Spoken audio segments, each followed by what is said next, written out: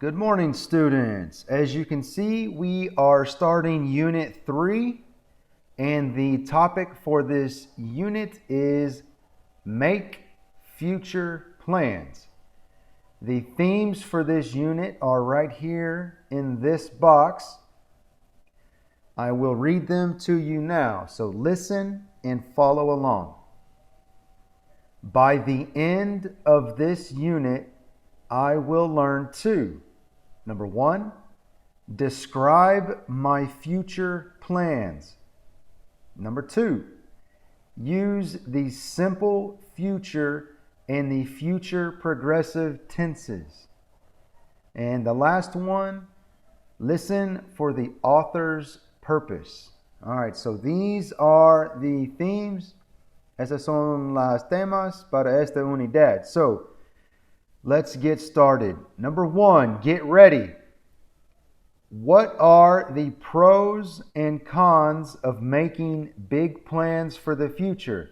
Si ustedes recuerden, ya hablamos de pros and cons cuando estamos hablando de turismo en su país. So, ahora vamos a trabajar en este ejercicio aquí.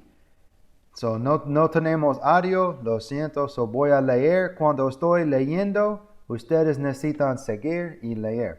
All right, so, I don't like planning everything ahead of time.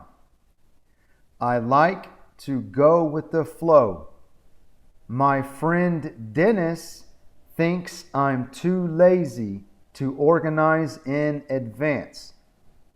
Dennis is planning a trip to Spain for next summer, but I don't like planning an adventure a year in advance. What if I change my mind? All right, so that's this paragraph. Now we will go to the next paragraph. Now that I'm a graduate, I'm going to travel for a year. I have my savings and I'll get a summer job. I'm going to check on visas tomorrow. I want to travel to Africa and Asia, so I'll need shots for some countries. I'll call my doctor to make an appointment. All right, that was this paragraph. And next we will read this paragraph. I'm going snowboarding with friends this weekend. People think it's easy if you know how to ski, but it's not the same. We've made arrangements for lessons with an instructor.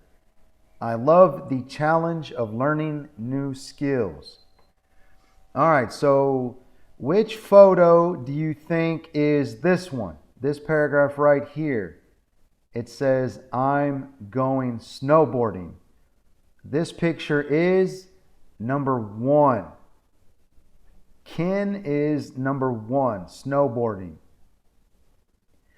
And number 2, this picture, which paragraph do you think is this picture?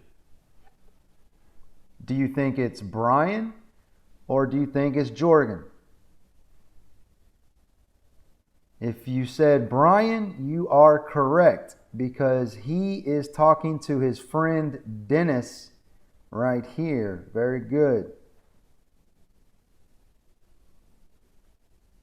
And the last photo has to be Jorgen. He is by himself talking about taking a trip.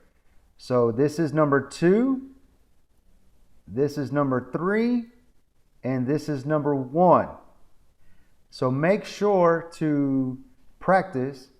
Ustedes necesitan practicar leyendo estas. So leyendo en su propio tiempo, por favor.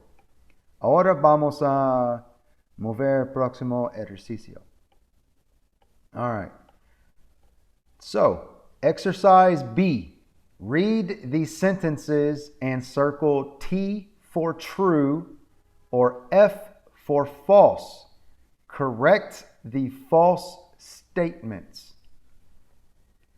All right, this one is talking about Brian. Brian is planning a trip to Portugal next winter. All right, so Brian, is this true or false?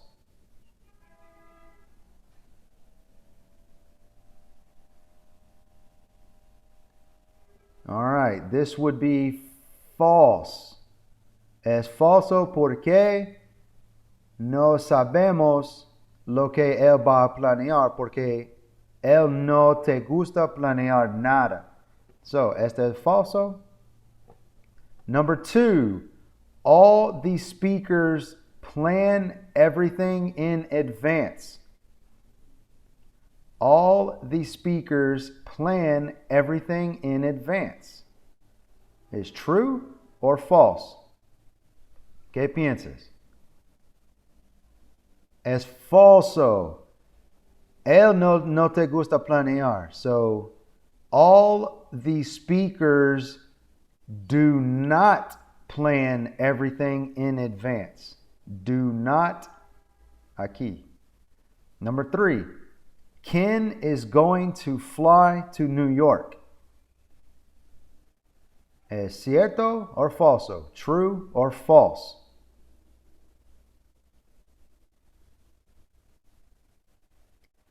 Es falso. ¿Por qué es falso? Porque no sabemos dónde va a volar. So, Ken is going to fly to New York. Es falso. Y para corregir podemos decir we don't know or no sabemos. And number 4, Jorgen is going to take a year off. Ustedes entienden take a year off. Take a year off significa no va a trabajar, no va a tomar clases. Voy a tomar un tiempo para viajar o hacer otras cosas. So, cuando take a year off significa él va a usar este año para algo diferente. So, Jorgen is going to take a year off. Is true or false? Es true, es cierto.